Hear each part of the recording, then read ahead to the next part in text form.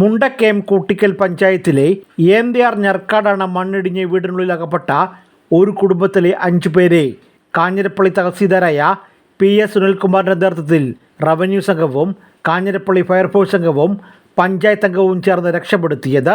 ശനിയാഴ്ച പുലർച്ചെ 2 മണിയോടുകൂടിയാണ് കിലോമീറ്ററോളം നടന്ന മണ്ണിടിയിൽ അകപ്പെട്ട പ്രായമായ ബാലകൃഷ്ണന്റെ വീട്ടിൽ നിന്നും അംഗപരിമിതിയുള്ള മകളെയും കുടുംബാംഗങ്ങളെയും 2 കിലോമീറ്ററോളം ചുമന്ന് ഏന്തിയാർ JJ മർഫി സ്കൂളിലെ ദുരിതാശ്വാസ ക്യാമ്പിലേക്ക് എത്തിച്ചത്.